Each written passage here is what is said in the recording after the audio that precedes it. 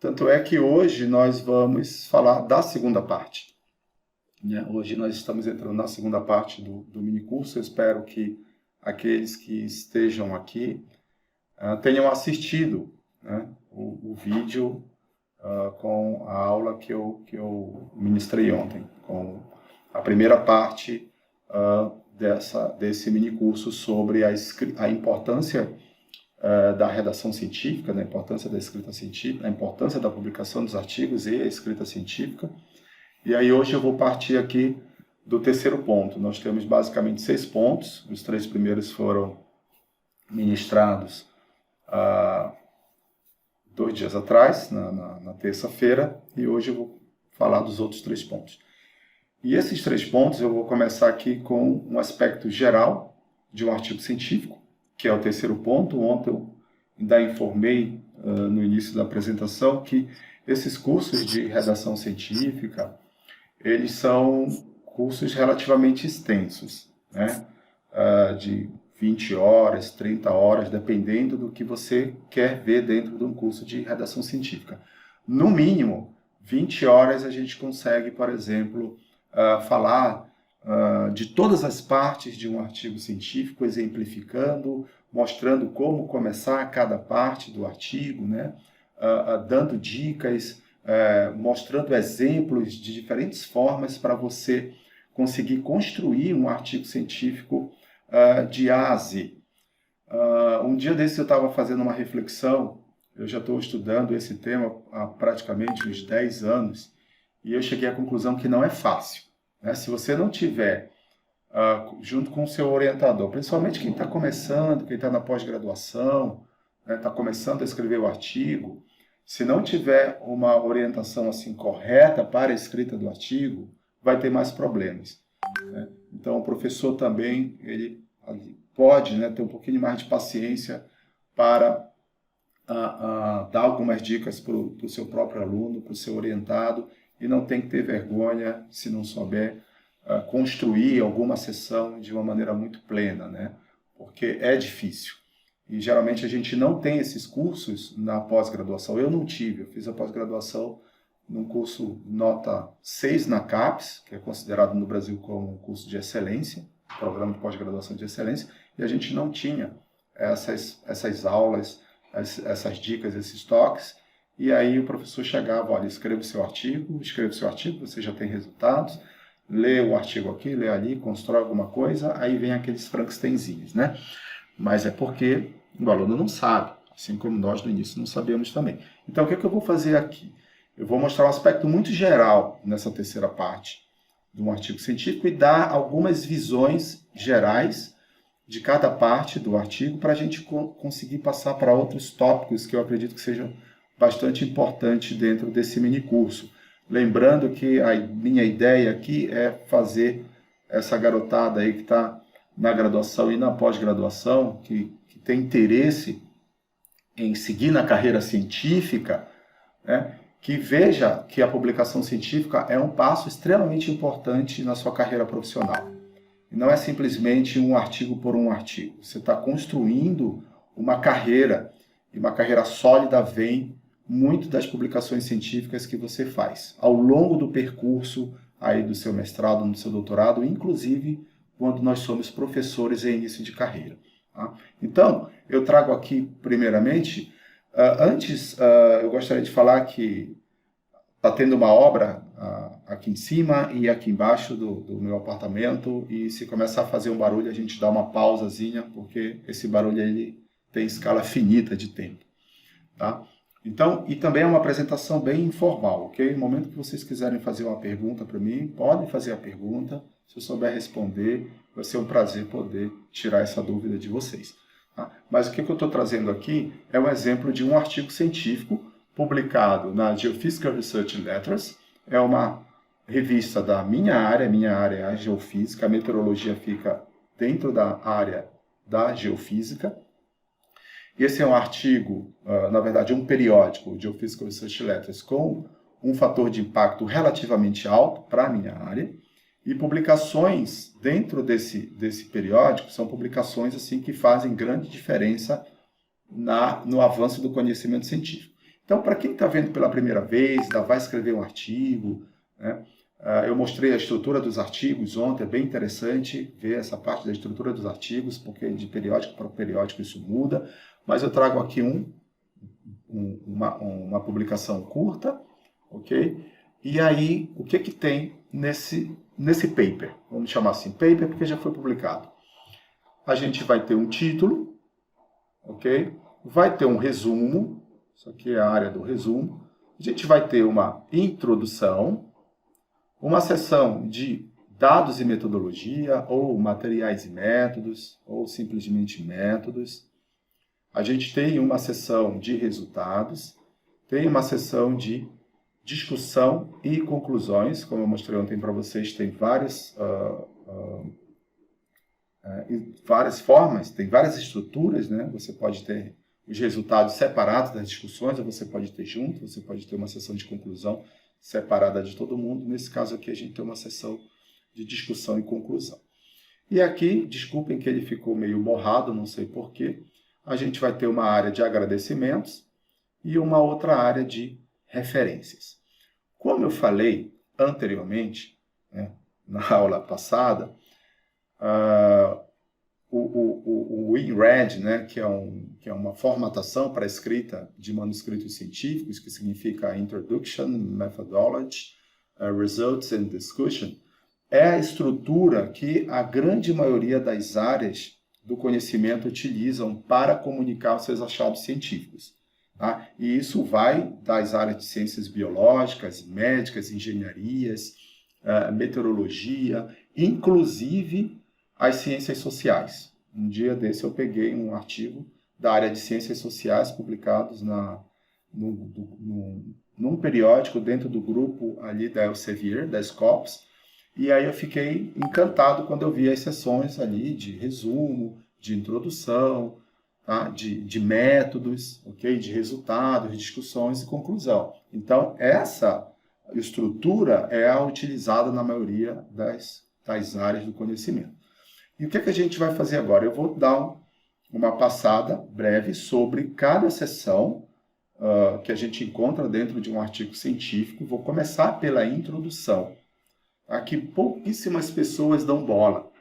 A introdução parece que é uma coisa que a gente vai na hora de escrever o nosso artigo, ou pode ser até a tese, ou a dissertação, ou o próprio trabalho de conclusão de curso, né? O que é a introdução. Então, geralmente, a pessoa vai lá, escreve, dá uma contextualização sobre o assunto, sai escrevendo um monte de coisa, mas perde a chance de dizer para quem está lendo, e também para os membros da banca, para os seus avaliadores, ou até os revisores do seu artigo, do que se trata a sua pesquisa, por que a sua pesquisa ela é importante, por que a sua pesquisa precisa ser realizada, qual é a relevância da pesquisa que você está fazendo.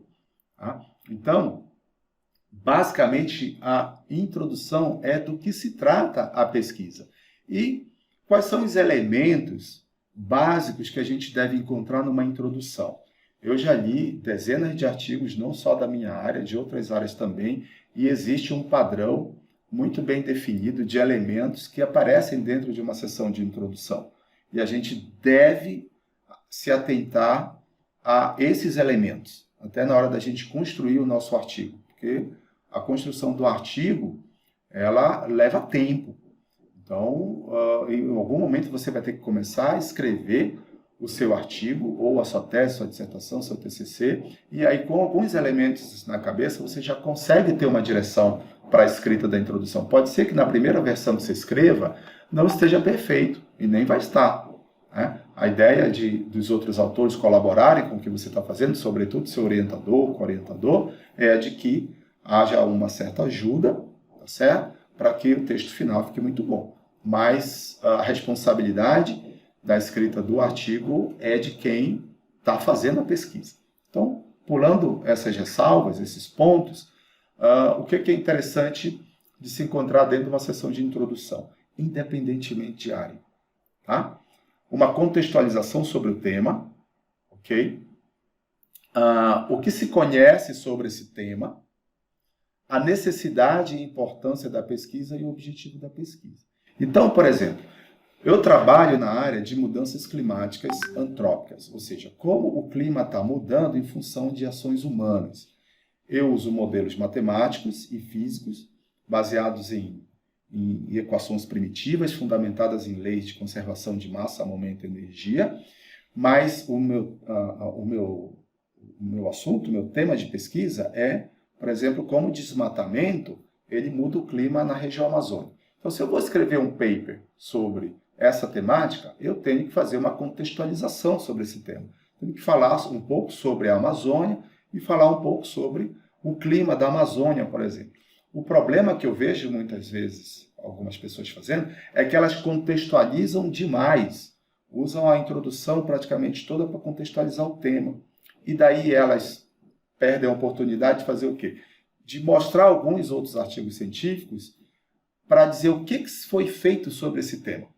Então, no momento que eu vou discutir um tema, eu vou fazer uma pesquisa sobre alguma coisa, eu tenho que mostrar para quem está lendo o meu trabalho, tá? Que pode ser o meu professor, o meu orientador ou o revisor do artigo científico, o que se conhece sobre esse tema.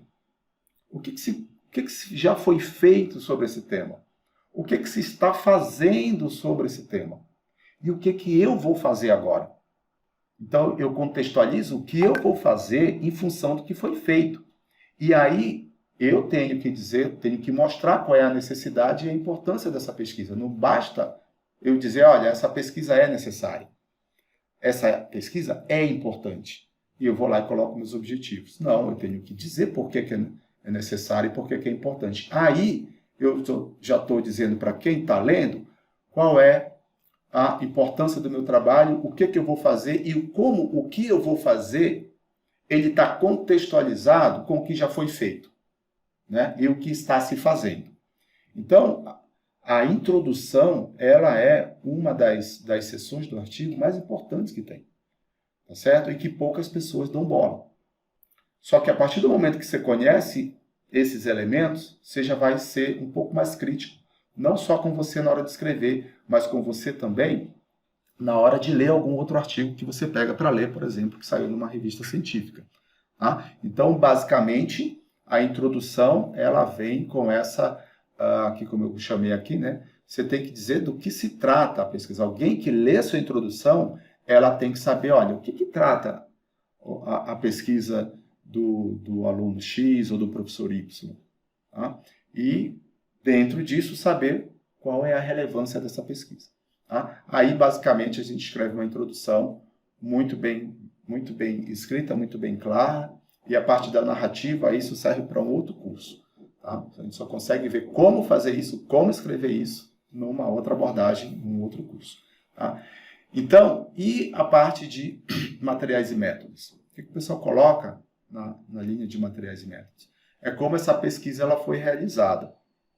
Okay? Então, eu tenho que mostrar para quem está lendo, olha, meu objetivo é esse, tá? O meu propósito é esse aqui. Eu falei ontem, inclusive, de questionamentos científicos, falei de hipóteses, e aí eu estou testando uma hipótese, eu quero responder uma pergunta científica, eu tenho que dizer como eu vou alcançar resposta para aquela pergunta inicial ali, que derivou toda a minha pesquisa.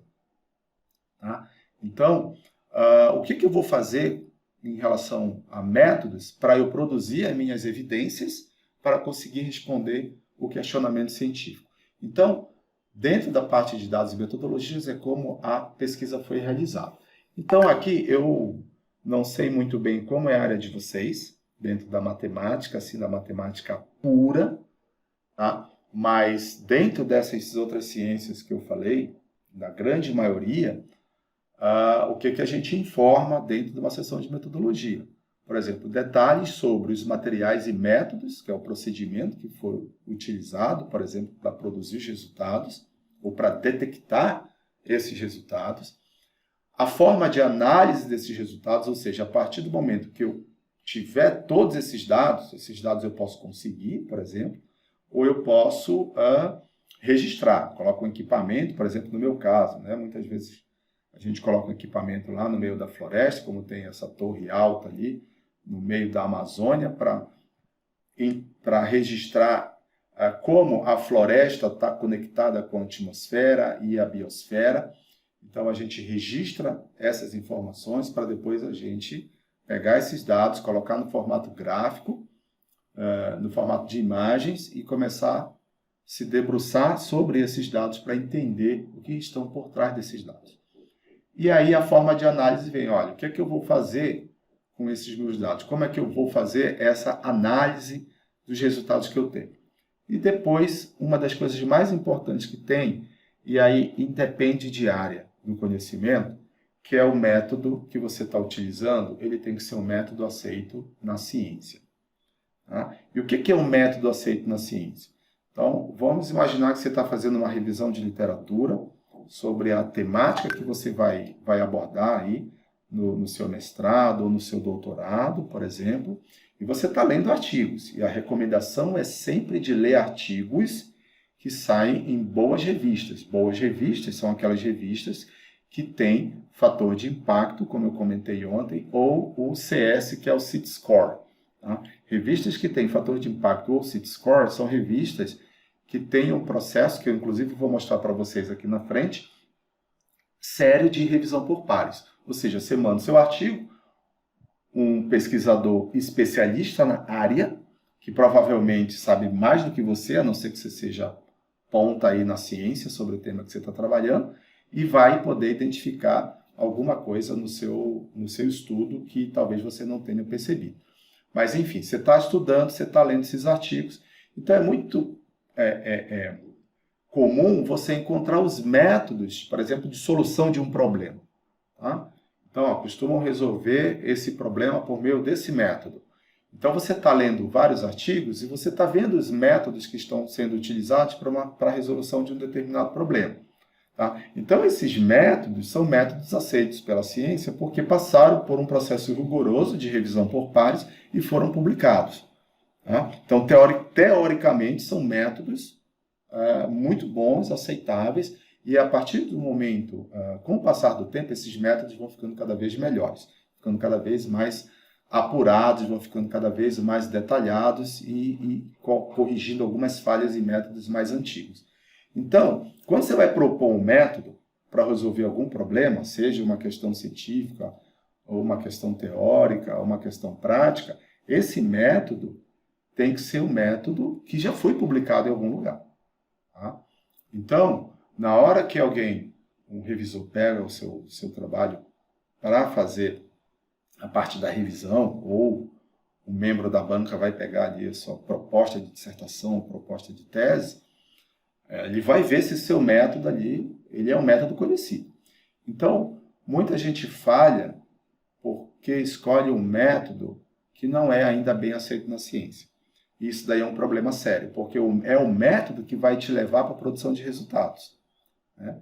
Então, se você está, por exemplo, tentando resolver uma equação matemática, vamos dizer assim, que hoje não tem a solução ainda, já foram testados diversos métodos para resolver esse problema, e resolvendo esse problema, a gente vai, por exemplo, ter como pousar uma sonda num cometa em movimento helicoidal. Então, enquanto a gente não resolver esse problema, a gente não consegue colocar essa sonda e aí dentro de um cometa com movimento ali todo caótico, por exemplo. Então, resolvendo esse problema, eu consigo fazer um algoritmo para esse meu equipamento pousar no cometa em movimento numa órbita caótica.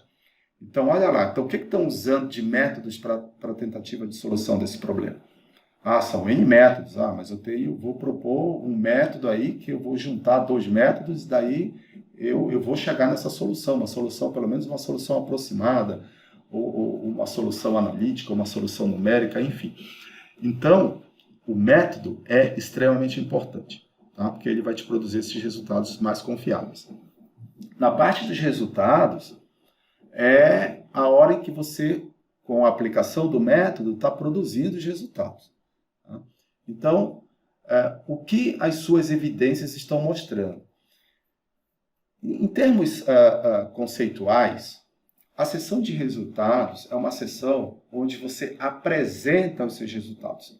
Esses resultados, eles podem ser apresentados, por exemplo, em termos de gráficos, tabelas, figuras, fluxogramas, etc. Você pega uns dados e aí converte, por exemplo, numa imagem ou num gráfico de uma dimensão, 2 ou 3 dimensões, que foi o resultado que saiu ali da aplicação do seu método.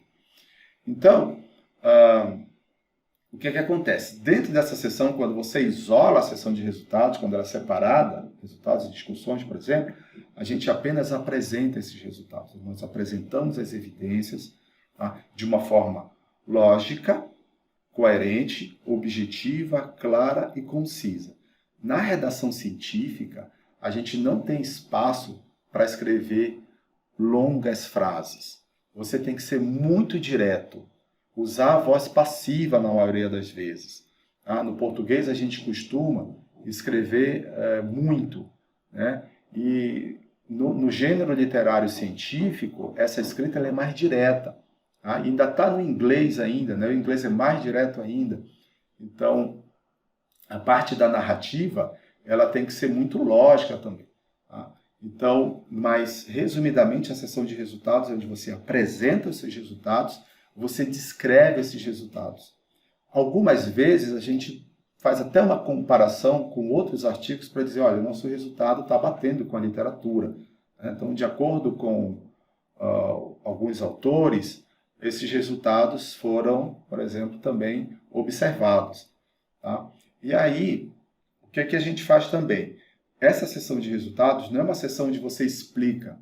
Na física, pelo menos, né, quando a gente está trabalhando com parte física, foi lá e por exemplo, usei um modelo de clima, onde eu posso, por exemplo, dentro dele, mexer nas condições de contorno, porque previsão de tempo e clima é um problema de valor inicial e um problema de valor de contorno. Vocês sabem bem que são esses problemas de valor de contorno, valores iniciais, pois vocês são da matemática.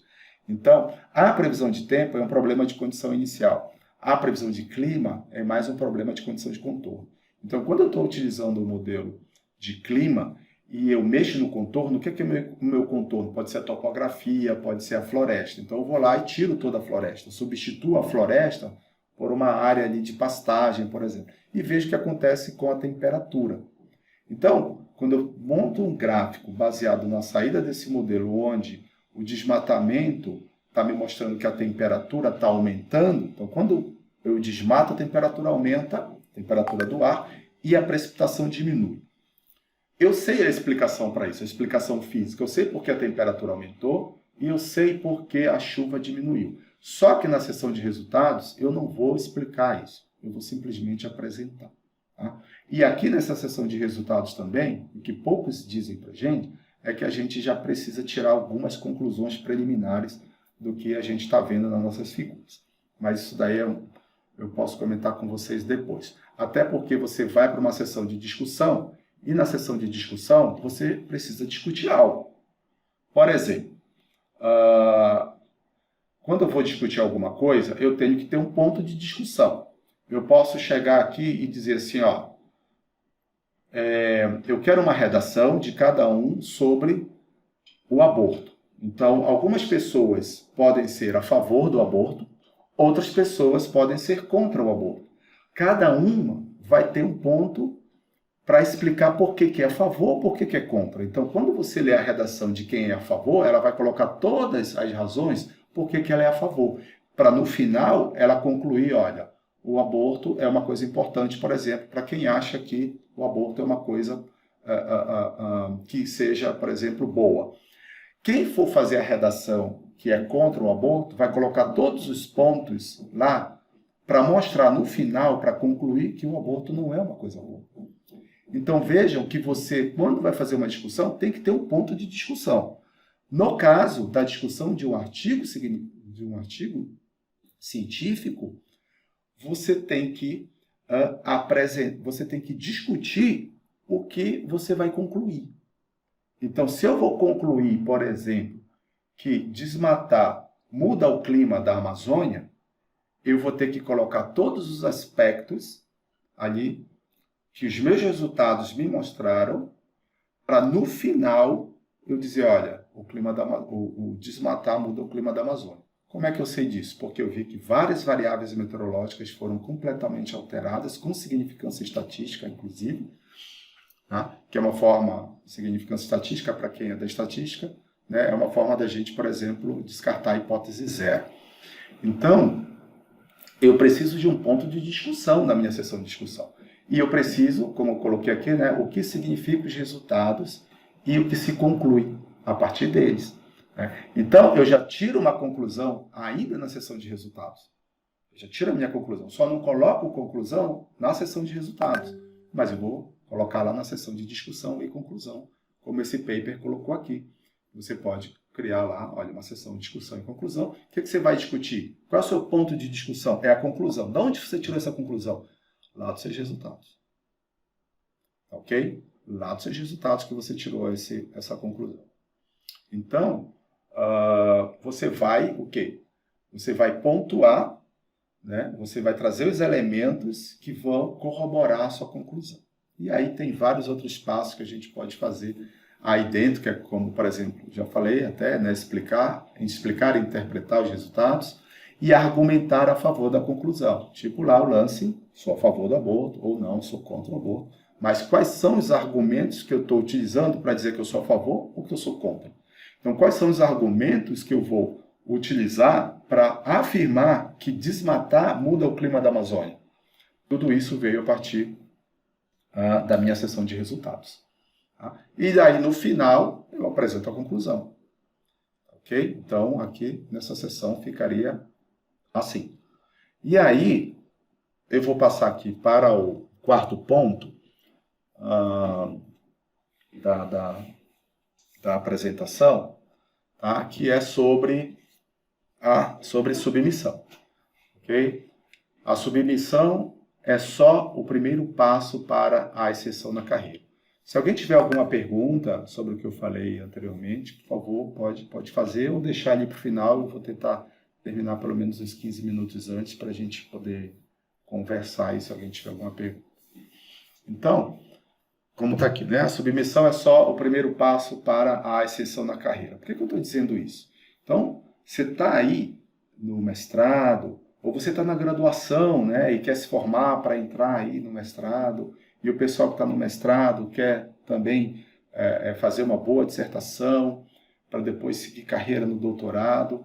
Uma vez você dentro da pós-graduação, fique sabendo que você está sendo ali formado para se tornar um pesquisador ou um cientista. Certo? Então, quem está na pós, fique sabendo que a pós ela forma pesquisadores e cientistas. Você não vai ter um outro lugar de formação de pesquisadores ou de cientistas fora de uma pós-graduação. Por isso a importância de programas de pós-graduação aí no Brasil afora e no mundo afora também, quando a gente está falando em termos de ciência. E muitas vezes a gente entra, por exemplo, no mestrado e pergunta para um colega ali que é mais antigo no curso, né, o que eu vou fazer aqui no mestrado, né?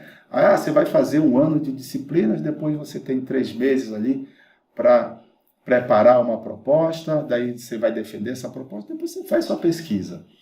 E depois você vai ser cobrado ali para submeter um artigo, ter uma publicação, enfim. É isso? Não, não é só isso. Cada passo que você está dando dentro da pós-graduação é um passo para o sucesso da sua carreira lá na frente. Então, se você seguir caminhos errados dentro da pós-graduação, você vai dar com os burros na água, né? Como o pessoal costuma falar. Você não vai dar em lugar nenhum. Então, os seus passos aí dentro da pós-graduação têm que ser bem estratégicos. E estratégicos para quê? Para você ter uma formação sólida científica. E cientista conversa com outro cientista por meio de publicações, utilizando a língua inglesa, inclusive. Tá? Então, publicação em inglês, em revistas de fator de impacto relativamente alto na área de vocês, para vocês começarem a sentir a atmosfera do que é fazer ciência e o que é se tornar um pesquisador lá na ponta. Ok? Então, cada passo que você dá aí dentro é um passo para o seu sucesso. Então, escolha bem o que você vai fazer. Falando de de submissão, como só o primeiro passo, porque a gente fica ali, o meu orientador está me pressionando para eu escrever o artigo, para eu publicar, para eu escrever, para eu publicar. Mal ele sabe que o orientador está querendo só o bem dele. Só que o orientador não fala isso com outras palavras, não, você tem que publicar. Mas vamos lá. Então vamos imaginar aqui que existe uma carreira aí, nesses livros aí, em formato de escadas, que você tem que se dirigir dentro da pós-graduação e fora dela também. Tá? Então, a submissão. Eu fiz uma pesquisa, completei a minha pesquisa tem início, meio e fim, tem uma conclusão robusta, tem um método muito bom, tem uma introdução boa, meus resultados estão bem escritos, a minha narrativa está muito boa, eu vou submeter o meu artigo. Né? Então, eu submeto. Eu vou até mostrar os passos, o que acontece quando você submete seu artigo. Eu vou mostrar isso daqui a pouco para vocês. Por onde ele vai passar? Quem vai pegar o seu artigo e o que eles vão decidir sobre o seu artigo e o que eles vão olhar dentro do seu artigo. Tá? Então, submeti. Aí, escolhi a revista, meu artigo foi para lá. Qual é o próximo passo depois da submissão? Você tem que publicar. Só que existe um abismo muito grande ainda entre a submissão do artigo e a publicação, ou seja, o aceite final dele e ele ir para a publicação naquela revista científica. Por quê?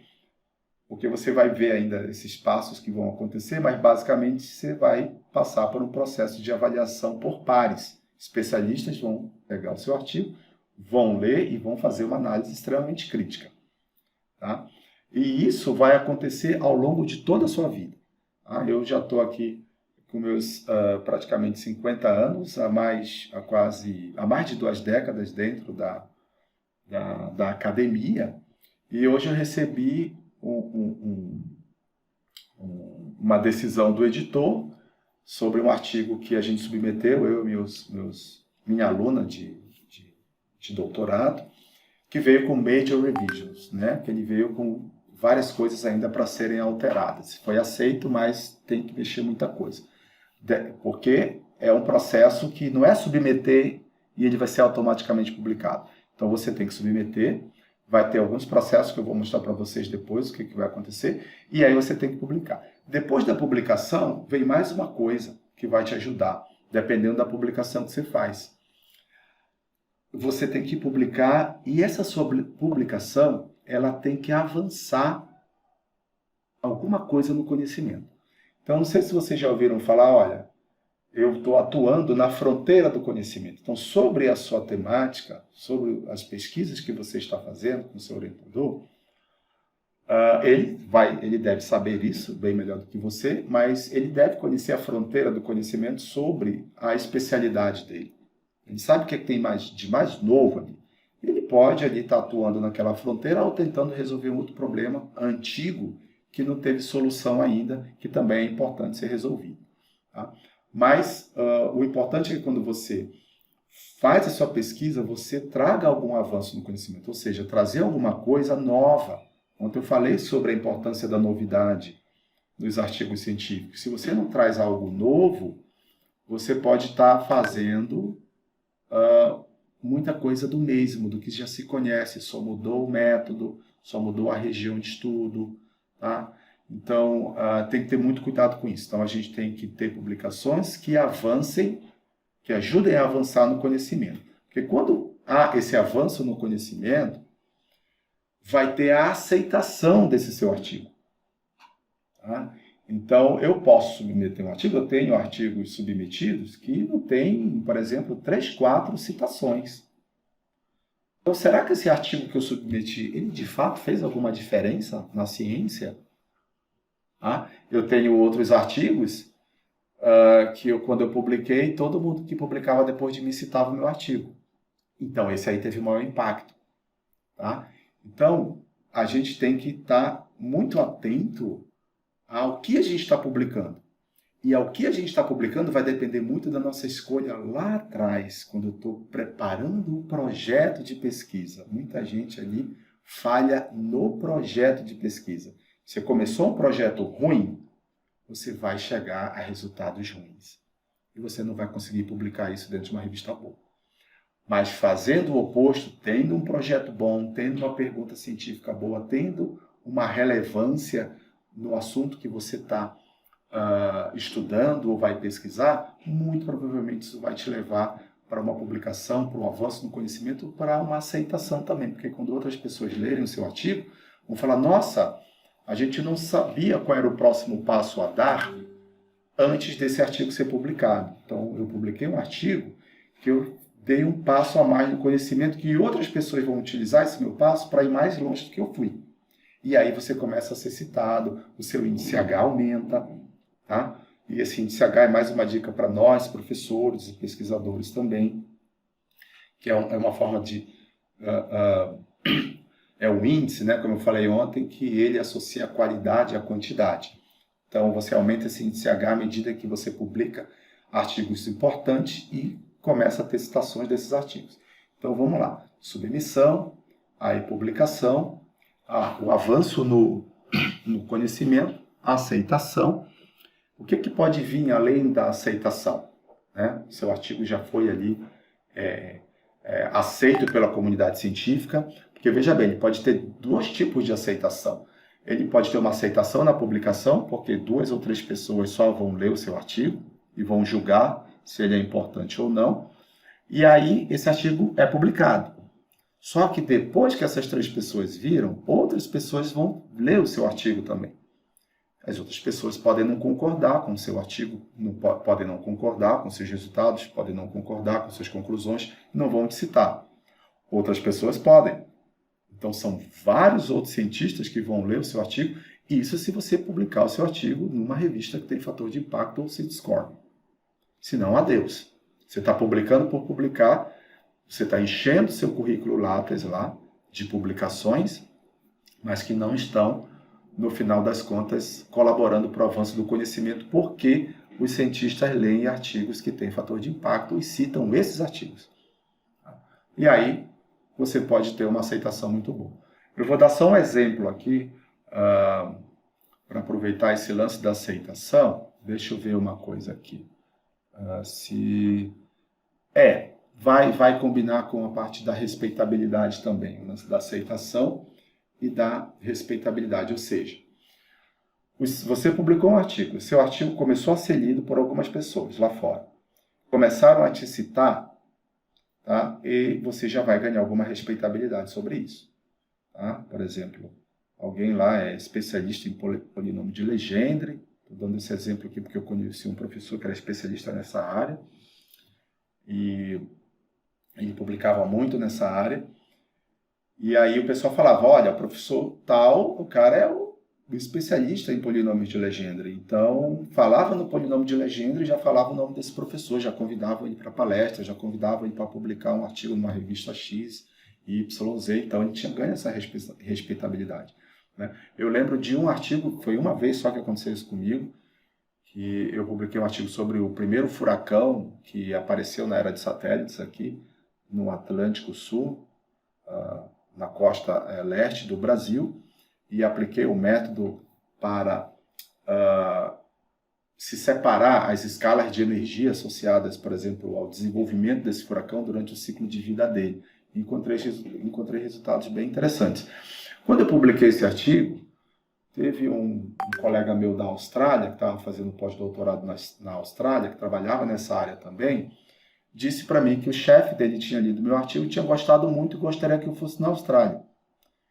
E aí eu entrei em contato com a universidade, eles pagaram parte das minhas despesas, a universidade me pagou parte das outras despesas, porque também era importante para mim e também ia levar o nome da universidade aí, lá na Austrália e para o mundo também, né? E aí eu fui convidado por conta da publicação desse artigo. Então eu fui convidado para ir para lá para dar uma palestra sobre a energética do furacão Catarina, por exemplo, que foi o furacão que eu trabalhei. Então, como é que a pessoa lá do outro lado do mundo me conheceu? Eu aqui, dentro de Manaus, dentro do meu laboratório, fazendo as minhas pesquisas ali, num ambiente completamente fechado. Como é que a pessoa vai me descobrir? Ela me descobriu por meio da minha publicação. E na época eu tive a oportunidade, por exemplo, de ter feito um pós-doc se eu quisesse lá. Na época eu não queria, mas era a oportunidade que eu tinha para falar, olha, eu gostaria de fazer um pós-doc aqui com vocês, teria de portas abertas. Só que na época não dava. Então, veja só como a sua carreira ela pode ir ascendendo à medida em que você vai publicando e dependendo da publicação também. Então, a submissão é só o começo. Lá no final da ponta é a ascensão na sua carreira, certo? Então, para você ter essa ascensão na carreira, você tem que passar por todos esses processos e com qualidade. Tá? Tem que passar com qualidade, não é simplesmente publicar. Eu faço algumas entrevistas no meu canal, que depois eu vou falar para vocês. Eu já trouxe algumas pessoas para falarem sobre publicações. Eu sempre pergunto, olha, o que mais importa? É a quantidade ou a qualidade? E todos falam que não é a quantidade, é a qualidade da publicação. Então, se eu tenho 10 artigos que eu publiquei ali em 2 anos, que vão ter praticamente 0 citações, é melhor publicar 1, 2 que bombe, vamos dizer assim, né? É o que que os jovens usam bastante aí agora nas redes sociais. Bombar nas redes sociais, no caso da ciência, que é bombar com artigo, né? É tomar várias citações, que serve como, fazendo aqui uma metáfora com os likes aí nas redes sociais. Então, a gente tem que ter citação dentro da publicação que a gente faz. Fazendo isso, a gente vai ter uma ascensão, com certeza, de sucesso na nossa carreira, independentemente se você está dentro da graduação ou se você já é, inclusive, professor em início de carreira ou pesquisador em início de carreira. Certo? Deixa eu só tomar um pouquinho de água aqui.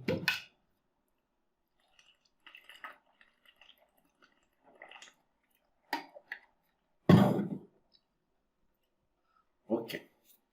E aí, essa é a hora que eu vou falar para vocês o que ocorre com o artigo após a submissão. Né? Então, você decidiu a pesquisa que iria fazer, você fez lá o projeto de pesquisa, passou por uma banca avaliadora, seu projeto foi aceito, geralmente, a grande maioria das vezes, né, são com ressalvas. Essas ressalvas são justamente para melhorar o projeto.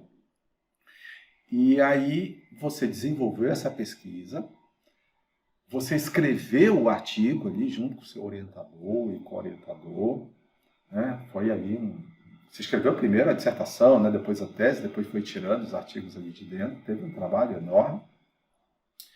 E aí chegou a hora de você escolher a revista, daí você escolheu a revista, e aí chegou a hora de fazer a submissão desse artigo, desculpem, para essa revista. Desse artigo não, perdão, do manuscrito.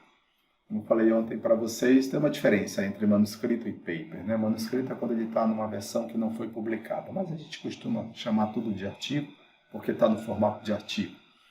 Então, o que vai acontecer quando você submete? Então, vamos lá. Olha só. Desculpa que está em inglês aqui, porque eu achei mais interessante, porque no inglês a gente escreve de uma maneira mais curta e eu não tinha muito espaço no slide. Então, no inglês ficou melhor. Alguns pontos. Então, vamos imaginar que você está aqui. Você é o autor, tá vendo? Você é o autor. E aí você está com o artigo ali na mão, já escolheu a revista e vai submeter a cover letter, que eu não falei o que é cover letter. Cover letter é uma carta de encaminhamento, tá? E vai submeter o seu manuscrito para uma revista. E aqui, esse artigo que você submeteu eletronicamente, ele vai chegar ali no Journal Officer. Vou chamar isso aqui no escritório editorial da revista que você escolher. Chegou lá o seu manuscrito, em formato digital. Alguém vai pegar o seu manuscrito para dar uma olhada. E aí, tem 2 saídas para o seu manuscrito seguir para frente ou não. A primeira, ele pode ser... A primeira pergunta é aqui, ó.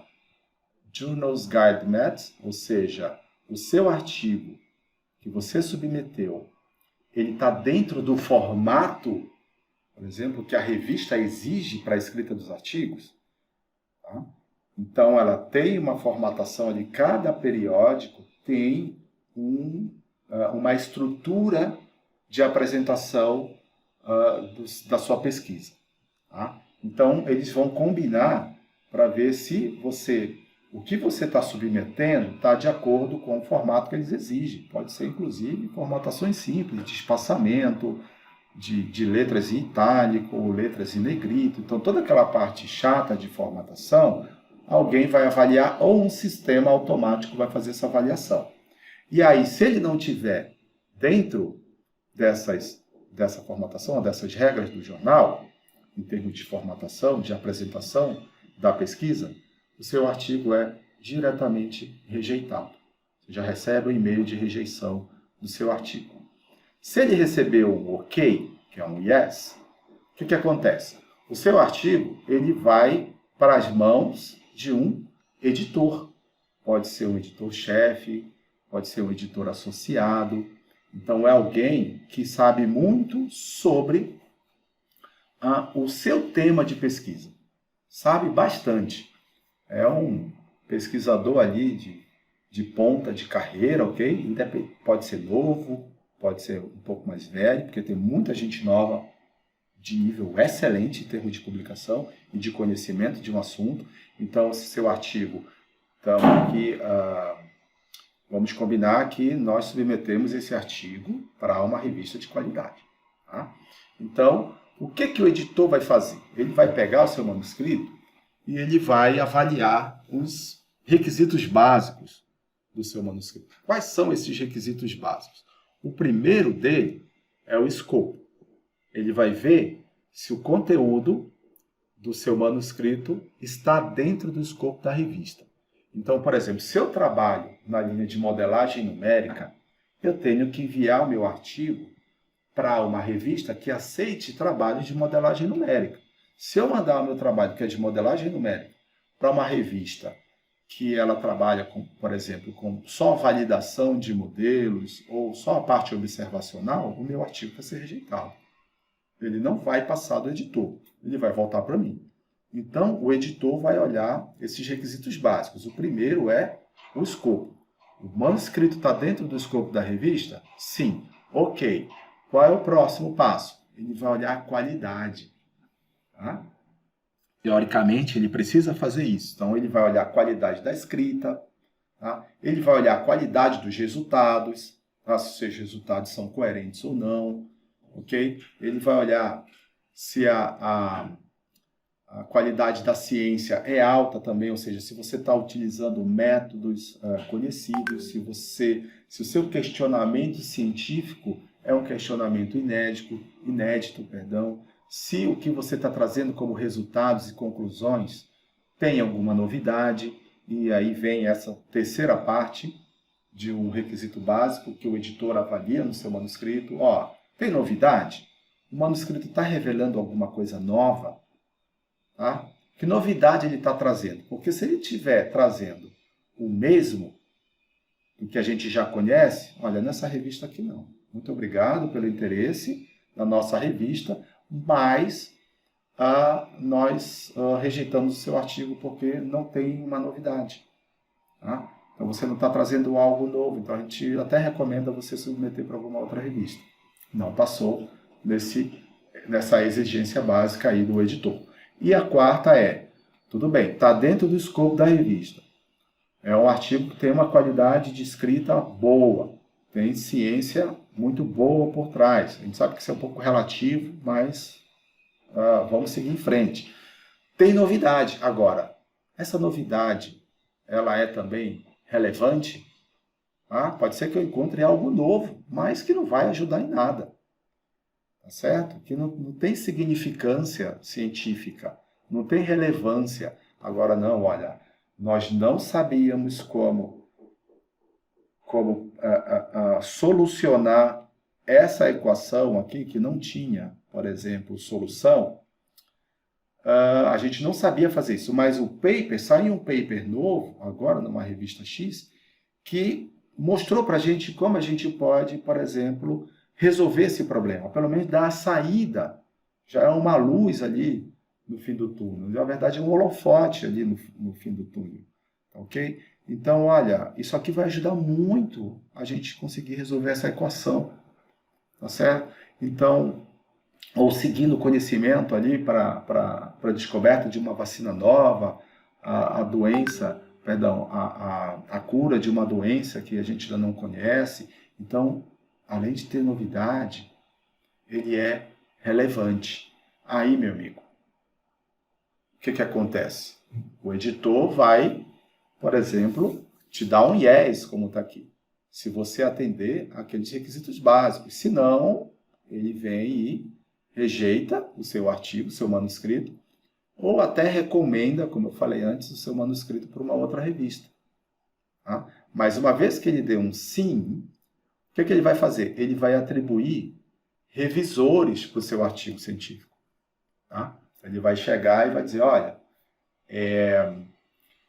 temos aqui um artigo de interesse para a revista, está dentro do escopo da revista, o manuscrito está bem escrito, o manuscrito tem novidade, essa novidade, do meu ponto de vista, ela é relevante, então eu gostaria que vocês olhassem de uma maneira mais detalhada da possibilidade de aprovação desse artigo aqui, de aceitação desse artigo para a nossa revista. Né? O editor passa essas informações para os revisores, na maioria das vezes, e também diz lá para os revisores fazerem uma análise crítica. Tá? Então, esses revisores vão fazer o quê? Vão se debruçar sobre o seu manuscrito e aí vão fazer a revisão e também algumas recomendações. Então, cada um individualmente vai ler o manuscrito, cada um vai fazer sua crítica individualmente. Existem outros processos de revisão por pares que eu não vou discutir aqui, mas na maioria das vezes esse processo ele é individual, ok? Então, cada pesquisador vai pegar esse artigo e vai se debruçar sobre ele e vai dar um parecer. Esse parecer, no final, ele pode ter três informações. Pode ter uma informação em relação a essas três aqui. Ele pode ter, um revisor pode chegar e falar assim, olha, eu aceito do jeito que está. Tá? É quase impossível você receber um manuscrito, né? Você receber como é que eu posso falar aqui para vocês? Receberem uma notificação do editor, né, dizendo que o seu artigo foi aceito do jeito que ele está. Olha, você não precisa mexer nada, o seu artigo está ótimo, ele vai ser publicado. Eu conheço uma pessoa só que recebeu uma carta assim, né, um e-mail assim de um revisor. Foi um ex-professor meu lá do Instituto Nacional de Pesquisas Espaciais. E era no mestrado. Ele fez uma pesquisa de nível tão alto e escreveu um artigo no nível tão alto que quando chegou nessa revista que também tinha um dos níveis mais altos dentro da área dele, o editor pegou e falou, não muda uma vírgula no seu paper. Ele vai ser publicado. Então, é quase impossível a gente receber esse tipo de coisa. Mas, enfim, existe o accepted as it is, né? Aceita do jeito que está. Tem o outro também, que é o aceito under minor ou major revisions, ok? Então, o minor e o major revision, deixa eu ver se eu coloquei aqui. Coloquei. E aí você pode também receber um rejected. Né? Ninguém quer receber esse rejected, porque o rejected acabou, é final da linha. Eles vão fazer a revisão do seu artigo e vão falar, olha, rejeitado. Foi rejeitado, manda para o editor manda de volta para você, olha, rejeitado, e a gente nem recomenda, por mais que você modifique esse artigo, que você submeta para a nossa revista novamente. Eles desencorajam isso, muitas vezes. Tá? Então você pode receber um aceito do jeito que está, aceito sobre menores revisões, aceito com grandes revisões ou completamente rejeitado, que é o caso aqui que eu estou trazendo para vocês. Né? Minor revisions também é difícil de receber, na grande maioria das vezes é o major revisions, tá? Mas o minor revisions, ele é mais ou menos do jeito que eu vou falar aqui para vocês, tá? Não é uma regra, porque isso vai depender da revista, vai depender de quem está avaliando, mas quando você recebe o minor revisions, é que você tem, de forma geral, vale a pena publicar o artigo. Veja quem está dizendo esse minor revision é o revisor, tá bom? Você pode receber minor revision de um, mas pode receber major revision de outro. E é o editor que vai tomar essa decisão no final. E aí, porém, alguns elementos no manuscrito devem ser esclarecidos, reestruturados e melhor descritos, por exemplo. Então, é um trabalho muito simples de se fazer quando você recebe o minor revisions. E aí, fazendo esse minor revision, você submete de volta o seu artigo com essas mudanças e muito provavelmente ele vai ser aceito. O major revisions é um pouquinho mais complicado. Então, o manuscrito até pode ser publicado, mas correções significativas devem ser realizadas tanto na narrativa, por exemplo, quanto na apresentação ou explicação dos resultados e da metodologia. Então, muitas vezes, o seu trabalho ele tem um questionamento científico importante, ou ele tem um problema importante. Né? Você tem um problema para solucionar ali que é de interesse da comunidade científica. E a solução daquele problema é importante, é relevante. Só que às vezes você escreve um artigo com um inglês um pouco ruim, tá? Uma linguagem não apropriada, para o caso da comunicação científica, tá certo? Escreve do jeito que fala, ou escreve muito, ok? Ou tem uma explicação equivocada sobre algum resultado, ou não explicou corretamente um determinado fenômeno, uma determinada passagem. E aí o revisor, ele vai lá te cobrar isso daí, por exemplo, os revisores, né? No final das contas, quem vai te cobrar é o editor depois que ele receber essas recomendações dos revisores. Então, já é um pouquinho mais complicado, mas você pode reverter isso aí para um futuro minor revisions ou um futuro accepted. Tá? E aí tem um rejected. O rejected, né? Quando você recebe uma não recomendação, né? Uma rejeição do seu manuscrito, então, muito provavelmente, o manuscrito possui sérios problemas na metodologia. Então, a metodologia, às vezes, não é uma metodologia muito aceita ainda, ou a metodologia que você propôs, ela não é a melhor para resolver aquele tipo de problema. Você pode ter também um problema na produção dos seus resultados. Esses resultados não estão batendo com a literatura. O autor não disse os motivos da divergência. Então, a gente acredita, inclusive, que esses resultados estejam errados. Né? Discussões ruins ou falta de discussões e conclusões também que você não pode obter a partir do que você mostrou. Tá? Então, a falta de novidade também pode ser um motivo para rejeição. Então, receber um rejected tem algum problema aí. E assim, falando abertamente para vocês, é muito provável que você receba um rejected se você escolheu um problema ou superficial ou um problema não muito interessante para você desenvolver ao longo da sua pesquisa. Ou seja, o seu projeto, muito provavelmente, não tenha sido um bom projeto lá no início. Mas alguém pode tentar se defender. Não, olha, o projeto era bom, mas o estudante ou quem se comprometeu a fazer a pesquisa não conseguiu fazer e o artigo foi rejeitado. Sim, também pode. Isso pode acontecer também. Ok? Mas vamos em frente aqui. Ó. Então, cada um desses revisores vai fazer a sua revisão e suas recomendações de acordo com esses pontos de 1 a 3 e aí vai passar essas recomendações, né? Cada um vai submeter o seu parecer para o editor. O que o editor vai fazer? O editor é o chefão lá, certo? Ele vai pegar a decisão de cada um desses revisores e vai, junto com o que ele sabe sobre o assunto, vai tomar uma decisão. Tá? Se ele vai rejeitar, se ele vai aceitar sob menores ou maiores revisões, ou se ele vai aceitar direto. Então, ele pode rejeitar ou pode aceitar, basicamente. Então, no final das contas, se ele aceitar, ótimo, estoura champanhe aí, tá? E aí comemore, porque o seu artigo foi aceito. Ele pode rejeitar, e aí isso é muito triste, ou ele pode aceitar com essas recomendações de revisão. E aí o que acontece? Quando ele aceita com alguns requisitos, ele vai mandar esse artigo de volta para o revisor, para você, né, para o autor, para você fazer uma revisão desse manuscrito.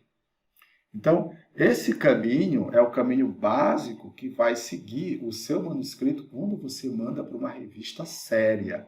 Quando você manda seu artigo para uma revista com fator de impacto, com CIT Score, tá? Tem um outro tipo de fator de impacto também, que é o SciGord, mas são basicamente revistas que estão dentro ali do grupo de periódicos da Web of Science ou da Elsevier. E aí, o que você faz? Você vai fazer a revisão desse manuscrito uma vez que tenha essa revisão. Por exemplo, como eu falei hoje para vocês, ontem eu recebi uma aluna me enviou toda feliz que o artigo dela tinha sido aceito, mas ela já estava na segunda rodada. Ela mandou o manuscrito, a primeira rodada veio com major revisions e ela fez uma correção tão boa que quando voltou já deram um aceite para ela, né? E hoje eu recebi do outro ex-aluno de doutorado que ele recebeu um major revisions por causa do paper dele, ou seja, vai ter muita coisa para fazer aí e a gente vai ter que tentar converter isso no accepted no futuro. Então, mais uma coisa aqui é o seguinte, esse processo de revisão que você vai fazer, dependendo se é o major ou o minor, na maioria das vezes o major revision, porque o minor é bem tranquilo, na maioria das vezes. Tá? Eu já vi minor que o revisor, o editor deu minor, mas tinha que responder uma pergunta de um revisor e essa pergunta era um checkmate no paper. Então, dependendo de como você vai responder, mesmo o minor revision pode te levar para uma rejeição. Então, tem que ter um traquejo muito grande e quem tem, na maioria das vezes, esse traquejo são os nossos orientadores. Mas quando a gente está sozinho, a gente tem que se virar. Então, esse processo da revisão pode durar alguns meses, principalmente se for major revisions, e não tem garantia de aceite. Tá? A garantia do aceite é só quando o editor chegou, pegou as recomendações dos revisores, ou te deu minor revisions e você foi lá, fez as correções direitinho e conseguiu a aprovação, ou essa aprovação direta aqui do revisor, que é muito mais difícil de você conseguir. Certo? Mas isso é um processo normal. Tá? Rejeição, não rejeição direta, né? A não aceitação direta, o accepted under minor revisions ou accepted under major revisions, é um processo comum ali dentro da parte da revisão por pares dos revisores e também do editor. Tá? Então, ali nada garante que o paper vai ser publicado. Na maioria das vezes acontece a publicação, tá? Mas não é garantido. Por exemplo, eu sou professor de um programa de pós-graduação, que é o Programa de Pós-Graduação em Clima e Ambiente, que é um convênio entre o INPA e a UEA. E no doutorado, o aluno só vai, por exemplo, ele só ganha, na verdade, ele só ganha o título de doutor se ele consegue publicar o artigo dele. Tá? Mas eu já participei de bancas em que o aluno chega, esse meu artigo aqui eu submeti e ele já foi aceito. Aí eu falei, que tipo de aceita? Ele já foi publicado? Não, ele não foi publicado, ele foi aceito. Então, peraí, ele foi aceito sobre menores revisões ou maiores revisões? Foi major revision, mas foi aceito. Olha, a aceitação por major revisions, até por minor, não é garantia de publicação. Então, cuidado quando você fala, meu artigo foi aceito ou meu artigo foi publicado. O meu artigo foi publicado tem muito mais peso do que o meu artigo foi aceito. Meu artigo foi aceito já é um avanço muito bom, tá? Numa revista boa. Mas o que vai garantir ali o sucesso na sua carreira é o artigo publicado, mas não só publicado, né? Também citado, reconhecido como um artigo que trouxe alguma novidade dentro da sua área de expertise. E aí, chegando no final, que é o sexto ponto aqui, aí eu trago para vocês, por exemplo, uma pergunta, né? Quem ganha com as publicações? A gente viu aquela escadinha de livros ali, que era a carreira que a gente pode ter alavancada a partir das publicações científicas, mas quem ganha com as publicações? Será que só eu ganho com as publicações? Eu vou lá, eu publico meu artigo, e aí eu vou lá, né, feliz da vida no Lattes, do CNPq, coloco lá mais uma linha de publicação dentro do meu currículo, conto para meus colegas que eu publiquei um artigo, saio feliz da vida porque esse artigo ele foi uma batalha muito grande, levou 1 ano para eu publicar, ou 2 anos, ou foi a tese, né, que eu desenvolvi, 4 anos dentro da universidade para publicar um artigo. Então, um artigo tem uma história aí, cada um tem uma história para contar sobre o seu artigo, né? Então, será que é só a pessoa que publicou, só os autores que ganham com a publicação? E ganhar em termos, não em termos de dinheiro, né? Mas um outro ganho, que eu vou mostrar aqui para vocês. Então, tá aqui, você aí publicou, seu artigo está publicado. Lembra que eu falei da diferença, né? Olha, meu artigo foi aceito e meu artigo foi publicado. A gente está na condição do artigo publicado. E aí, a gente vem aqui, ó. Quem ganha? Primeira coisa é a sua carreira, como a gente já comentou antes, né? Então, por que a sua carreira ela ganha, vamos dizer assim, com sua publicação? Porque você pode ter a abertura de novas oportunidades para a pesquisa. Não lembra quando eu falei para vocês que eu tive a oportunidade de ir lá para a Austrália, apresentar meu trabalho, porque o meu paper foi publicado numa revista internacional, que foi inclusive aquela Geophysical Research Letters, que eu mostrei ali no início. Aquele não era o meu paper, mas foi naquela mesma revista.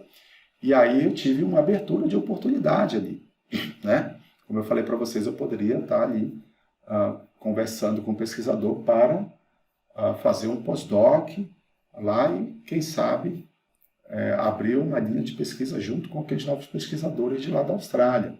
Então, também maiores chances de aquisição de bolsas. Então, por exemplo, muita gente que sai do doutorado, né, e quer fazer um pós-doc, vai fazer um projeto, né, vai escrever um projeto de pesquisa, que é a terceira ponta aqui que eu estou colocando, que é a aprovação de projeto. Vai escrever um projeto de pesquisa e vai mandar, vai submeter para uma agência de fomento. E aí lá, na agência de fomento, alguém vai avaliar o seu projeto. Vão ler o seu projeto, vão fazer uma avaliação do seu projeto e vão olhar o seu currículo Lattes. Esse aluno ou aluna tem publicação científica? Tem. Opa, já acendi um sinalzinho ali, ponto positivo para você. Depois vão ver o número de publicações e a qualidade dessas publicações. Tá? E quem não tem publicação, vai lá para a ponta da fila. Como não tem bolsa para todo mundo, essa pessoa que não tem publicação não vai conseguir bolsa. E não consegue mesmo. E aí depois vai querer fazer sua publicação, né, sem bolsa já, até desmotivado, e aí muita gente, inclusive, desiste de seguir ainda na carreira científica, infelizmente, porque essas coisas acontecem. Tá? Então é bom planejar a sua vida dentro da pós-graduação. A aprovação de projetos, como eu falei, facilita o seu paper publicado, facilita essa aprovação de projetos. Veja que eu estou falando facilita, não garante. Garantia são outras coisas envolvidas. Conquista de prêmios, você pode conquistar prêmios também. Conquista de um emprego, né? Quando você vai fazer um concurso público, seus professores aqui que estão na UFAM dando aula, passaram por um processo de concurso público, assim como eu, fomos avaliados. Né? Fomos avaliados por uma banca mais experiente do que a gente e, com certeza, a parte ali de currículo pesou bastante em termos de publicação. Tá? Não só a publicação, mas como a gente já é mais velho, né? Bem mais velho que vocês aí que estão na graduação, a gente já andou bastante aí pela academia e tudo, e a gente tem bastante coisa para mostrar no currículo. Então, a sua carreira, né, ela é a primeira impactada com o seu paper publicado. Segundo, seu orientador. Né? Você está na pós-graduação, você tem um orientador ou um co-orientador. Pela coautoria, ele também ganha com sua publicação. Ele ganha reputação acadêmica, assim como você. Okay? Porque muito provavelmente no mestrado e no doutorado você não anda muito longe se você não tiver um orientador muito bom e que tenha a visão ali de publicação e da parte de problemas para serem resolvidos dentro da sua linha de pesquisa. Tá? Ajuda ele também a aprovar projetos, como anteriormente, como você pode também estar concorrendo para uma bolsa de pós-doc, ele também está concorrendo ali para projetos de pesquisa, ali, agências de fomento para trazer dinheiro, recursos para a universidade, para o seu laboratório, enfim. Essa publicação vai ajudá-lo também. Ele pode conseguir bolsa de produtividade.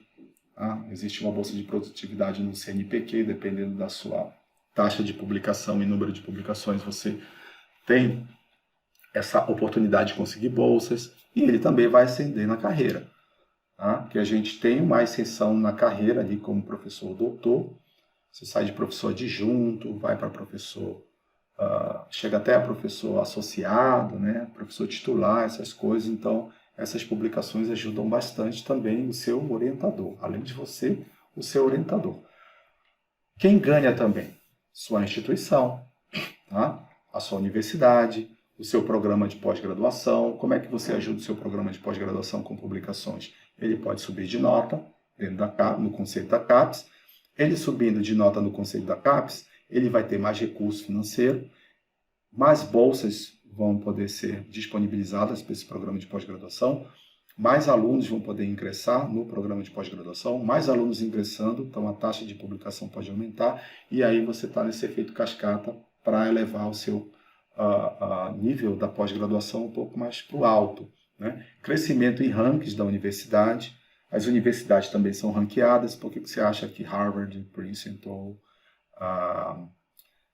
Caltech, Cambridge, essas universidades sempre estão despontando nas primeiras 10 universidades do mundo? Porque existe um ranking. Existe um ranking nacional e um ranking internacional. E esse ranking, ele avalia vários pontos, desde da taxa de publicação dos professores, ok? Assim como o número de citações que esses artigos recebem lá fora, se esses artigos são internacionais, se tem colaboração com pessoas de fora, né, com outros grupos de pesquisa, são vários pontos que eles destacam ali. Então você colabora também, a sua publicação colabora para o crescimento da sua instituição no ranking das universidades. Visibilidade da sua universidade e respeitabilidade dela também.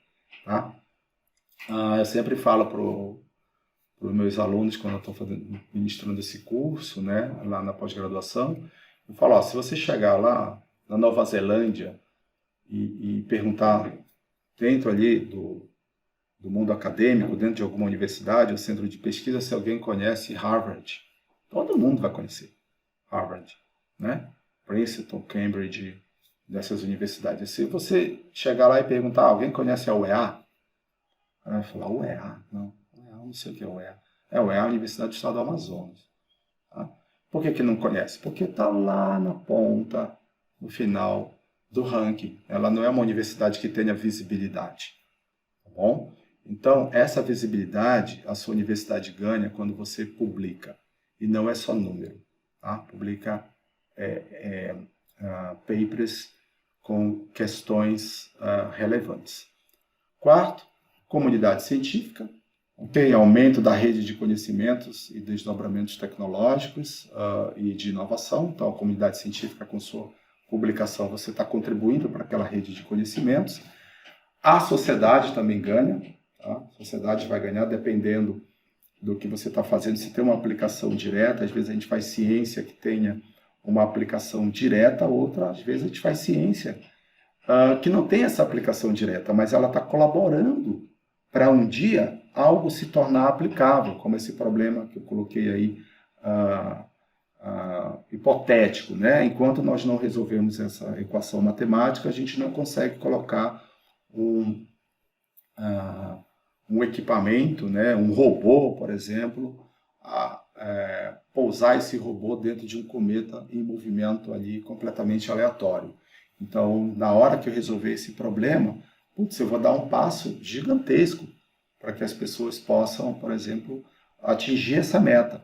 Então, quando eu publico isso, se eu resolver esse problema, eu não estou ali diretamente atuando para a sociedade naquele momento.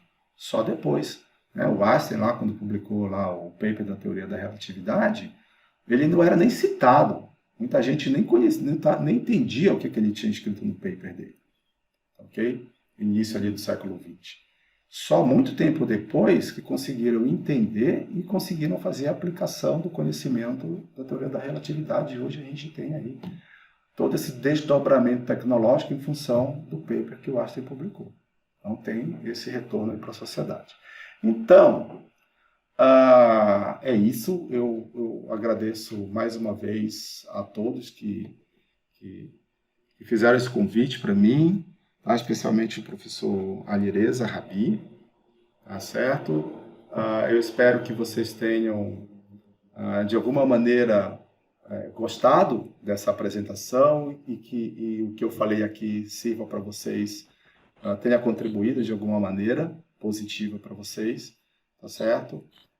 Eu vou ficando por aqui, mas antes de passar a palavra para vocês, eu só queria falar mais um minutinho para fazer um comercialzinho aqui do meu canal. Eu tenho um canal no YouTube e eu tenho um canal no Instagram. Então, se você está com o celular aí, com o Instagram bem perto, você vai lá, vai buscar, digita lá com o orientador e lá eu coloco um monte de vídeos, de informações, de posts, tudo sobre redação científica, comunicação científica. Aqui dentro do YouTube eu tenho várias entrevistas com especialistas e tem muita coisa sobre redação científica. Então tem esses dois canais, se vocês quiserem depois dar uma olhada, se inscrevam e eu vou estar ali sempre para ajudar. Tá bom? Eu já vou encerrando por aqui, mais uma vez agradecendo e parabenizando a todos que ficaram até o final. Estão aí? Então, muito obrigado, professor, pelo excelente mini curso aí.